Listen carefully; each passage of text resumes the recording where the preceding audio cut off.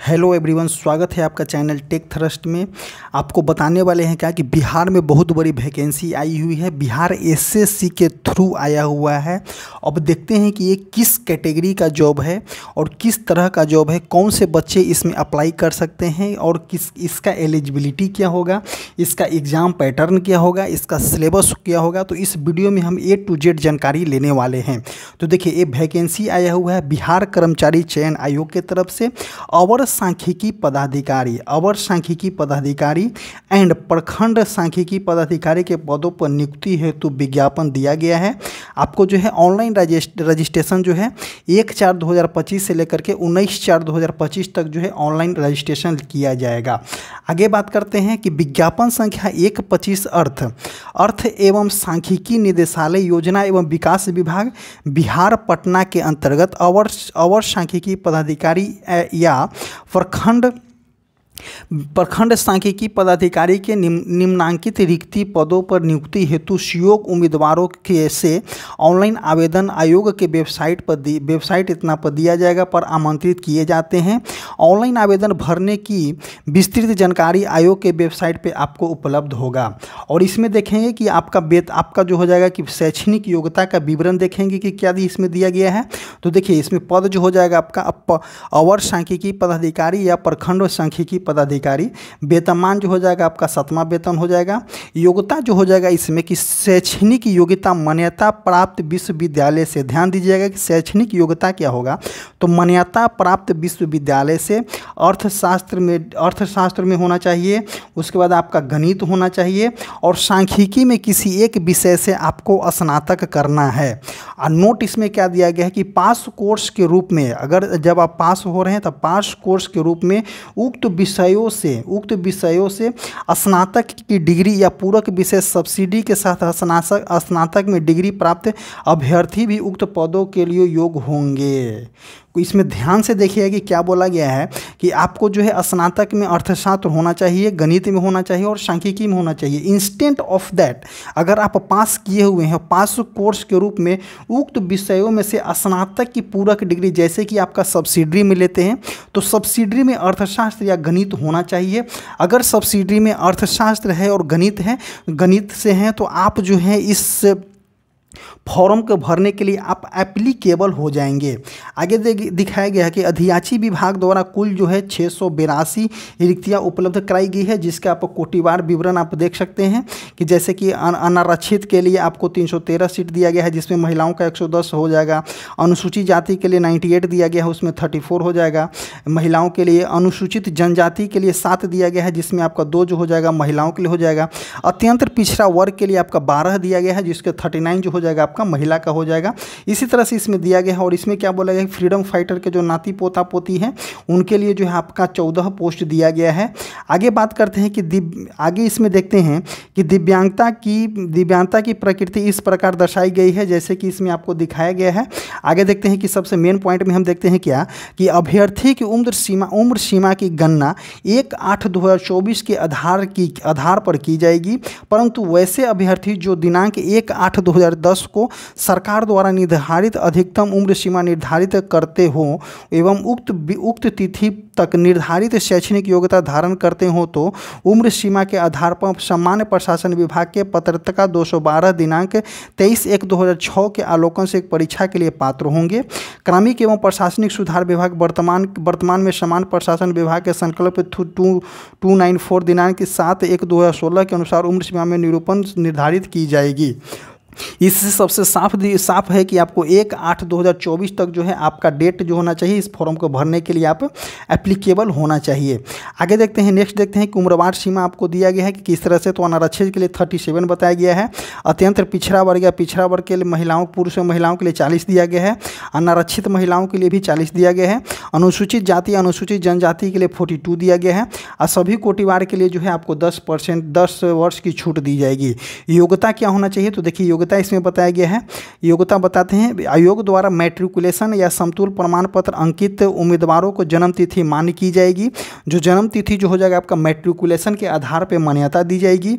आगे देखते हैं इसमें कि कार्य का भी अनुभव इसमें देना है। तो कार्य का अनुभव कैसे देना है, तो क्रमिक एवं प्रशासनिक सुधार विभाग के संकल्प संख्या 651 दिनांक 10/9/2023 के अवलोकन केस में इस परीक्षा में बैठने के लिए अवसरों की सीमा समाप्त कर दी गई है, परंतु क्रमिक एवं प्रशासनिक सुधार विभाग के संकल्प संख्या इस तरह से दिया गया है कि आगे देखते हैं हम इसके बारे में पूरी तरह से डिटेल में। देखिए बिहार सरकार के सरकारी सेवकों की सेवा से आने के उपरांत उनकी पूरी सेवा अवधि में आयोग द्वारा आयोजित प्रतियोगिता परीक्षा में सम्मिलित होने के लिए अलग अलग अधिकतम जो है कुल 5 अवसर सुमान्य दिए गए हैं। आगे देखते हैं इसमें पूरी तरह से देखते हैं कि क्या बोला गया है आगे। अब देखते हैं कि इसमें क्या बोला गया कि लिखित परीक्षा किस प्रकार का होगा। तो लिखित परीक्षा में प्राप्त अंकों की अधिकतम संख्या कितना होगा, तो 75 होगा। क्वेश्चन के बोला क्या गया है कि लिखित परीक्षा में प्राप्त अंकों की अधिमानता जो हो जाएगा कुल 75 अंक हो जाएगा। और संविदा के आधार पर कार्य करने के नियमित अधिकतम अधिमान्य तभी मान होंगे जबकि उस पद पर संविदा की नियुक्ति की गई हो। उस पद पर अगर आप संविदा की नियुक्ति किए गए हैं तब आप मान होंगे। प्रति कार्यरत वर्ष के लिए 5 अंक जिसकी अधिकतम सीमा 25 अंक तक की होगी। किसी वर्ष के अंश के लिए कार्यरत दिवसों की संख्या में 5 से गुना करने के पश्चात जो है 365 से भाग दे करके जो है प्राप्त अनुपातिक अंक जोड़ा जाएगा। अगर आप जो है संविदा पे हैं तो एक साल के अगर संविदा पे अगर आप कर्मचारी बिहार सरकार में नियुक्त हुए हैं तो 1 साल के लिए आपको 5 अंक दिया जाएगा। और लिखित परीक्षा में प्राप्त अंकों की अधिमानता जो हो जाएगा आपका 75 पे काउंट किया जाएगा।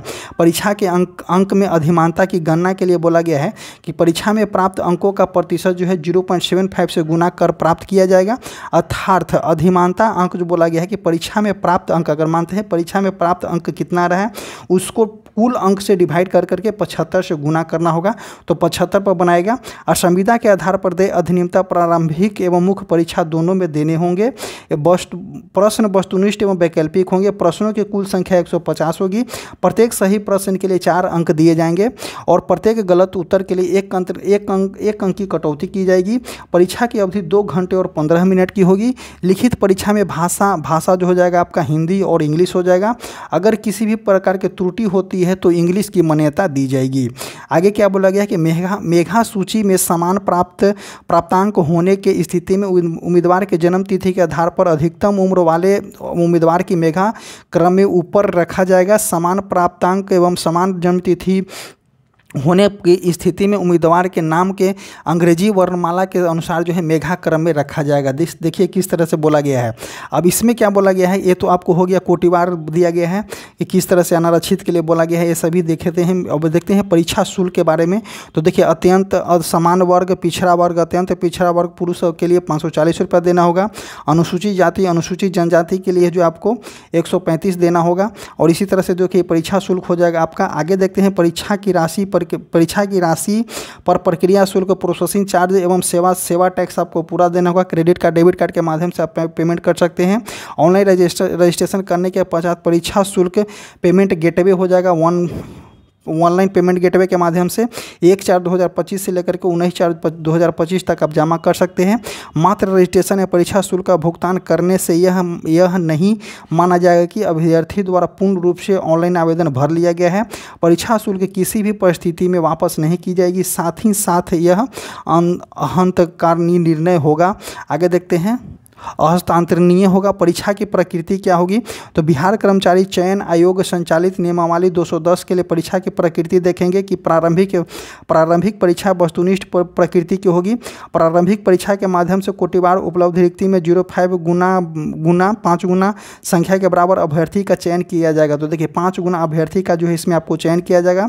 मुख्य परीक्षा के लिए किया जाएगा। मुख्य परीक्षा हेतु अलग अलग विज्ञापन प्रकाशित किए जाएंगे। आगे देखेंगे इसमें क्या बोला गया है कि देखिए प्रारंभिक परीक्षा में क्या हो जाएगा, तो आपको 150 क्वेश्चन दिया जाएगा जो कि आपको बिहार एसएससी के थ्रू जो कि 10+2 वाले जो सिलेबस है सेम सिलेबस होगा। इसमें भी जो आपको बताया गया कि समान अध्ययन हो जाएगा, उसके बाद समान विज्ञान एवं गणित हो जाएगा। उसके बाद मासिक क्षमता हो जाएगा, जांच मतलब कि रीजनिंग हो जाएगा। समान अध्ययन में क्या क्या पढ़ना है, जो आपको इसमें दिखाया गया है कि क्या क्या पढ़ना है समान अध्ययन में। देखिए समान अध्ययन में पढ़ना है आपको कि प्रश्नों के उद्देश्य से अभ्यर्थी के आसपास के वातावरण के समान जानकारी देखना होगा आपको, जैसे कि करेंट अफेयर हो जाएगा इसमें। आगे देखते हैं, इसमें समसामयिकी पढ़ना है, जैसे कि आपको वैज्ञानिक प्रगति, राष्ट्रीय अंतर्राष्ट्रीय पुरस्कार, भारतीय भाषा पुस्तक आदि राजधानी के बारे में आपको पढ़ना है। भारत और उसके पड़ोसी देश के बारे में भी आपको देखना पड़ेगा। खंड ख देखेंगे क्या कि समान विज्ञान एवं गणित जो हो जाएगा आपका हो जाएगा, तो इसमें जो हो जाएगा मैट्रिक स्तर के प्रश्न पूछे जाएंगे। समान विज्ञान में भौतिक शास्त्र हो जाएगा, रसायन हो जाएगा, जीव विज्ञान हो जाएगा, भूगोल भी देखने को मिलेगा, गणित में भी देखने को मिलेगा आपको, और उसके बाद आपका रीजनिंग हो जाएगा। मुख्य परीक्षा के लिए देखते हैं कि मुख्य परीक्षा के 2 पत्र होंगे। क जो हो जाएगा हिंदी, जो कि अहर्क होंगे, यानी कि परीक्षा इसमें 30% या 30% से अधिक लाएंगे उन्हीं का दूसरा पत्र मूल्यांकन इवैल्यूएट किया जाएगा। मुख्य पत्र जिसमें निम्न विषय होंगे, जो कि समान अध्ययन होंगे, समान विज्ञान, जो मुख्य मेन पत्र जो हो जाएगा ख वाले, तो उसमें देखें कि समान अध्ययन हो जाएगा, समान विज्ञान एवं गणित हो जाएगा, और रीजनिंग हो जाएगा। सेम जो हो जाएगा पीटी वाला सिलेबस होगा। आरक्षण के मामले में बोला गया है, तो इस तरह से तो ये तो आपको इसको देख सकते हैं, जो मेन चीज़ था हम इसमें बता दिए हैं। आगे देखते हैं कि क्या बोला गया है। आगे देखते हैं कि महत्वपूर्ण निर्देशक क्या बोला गया है कि किसी अभ्यर्थी के परीक्षा में सम्मिलित होने की पात्रता एवं का निर्धारण आयोग द्वारा किया जाएगा। यह अंतिम होगा कि उन्हीं अभ्यर्थी को परीक्षा में शामिल होने के लिए योग्य माना जाएगा जिन्हें आयोग द्वारा प्रवेश पत्र जारी किया गया है। किसी भी प्रकार के पैरवी करने या कराने वाले गलत है तो इसको हटाइए, ऑप्शन नंबर 2 को। आगे देखते हैं कि क्या बोला गया है।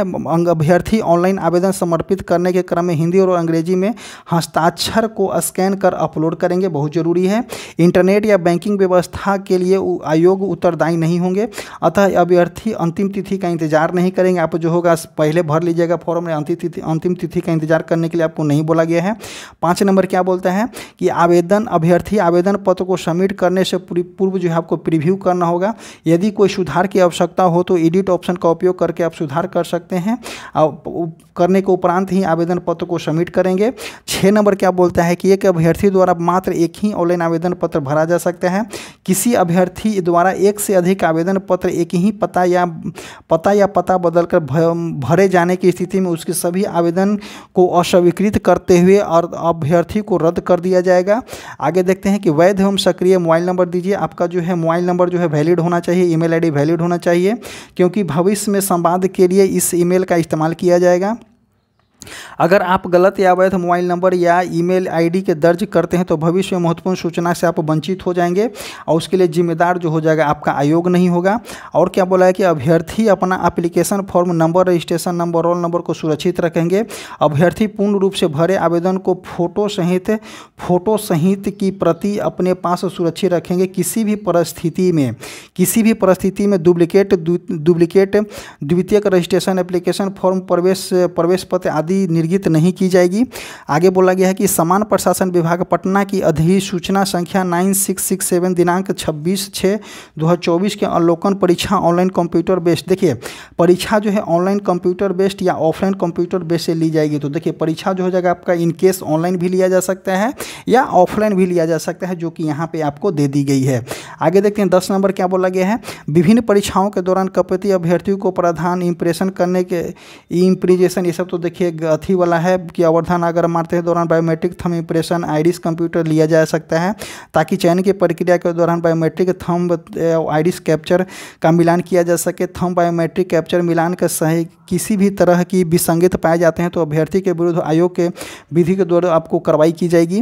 11वें नंबर क्या बोलता है कि वैसे अभ्यर्थी प्रतियोगिता परीक्षा में शामिल होने के हकदार नहीं होंगे जिन्हें संघ लोक सेवा आयोग या किसी राज्य लोक सेवा आयोग या चयन परिषद द्वारा जो है आपको कदाचार करने के पर में वंचित किया गया है। जिन अभ्यर्थी को अभ्यर्थी निरस्त कर दी गई है वे अभ्यर्थी निरस्त होने के पश्चात अर्थात नहीं रह जाते हैं, अतः अभ्यर्थी की प्राप्तांक नहीं दिया जाएगा। आगे क्या बोला गया कि उम्मीदवारों को हर आवेदन पत्र स्वीकार या अस्वीकार करने परीक्षा का आवंटन की जाएगी। तो आप देख सकते हैं आगे बोला गया है कि 8 नंबर बोला गया है कि आपको जो है परीक्षा की आवेदन ऑनलाइन आवेदन के प्रारंभ जो है 1/4 से हो जाएगा। परीक्षा शुल्क जमा करने की अंतिम तिथि 19/4 हो जाएगा। ऑनलाइन आवेदन भरने की अंतिम तिथि जो हो जाएगा आपका 21/4 हो जाएगा।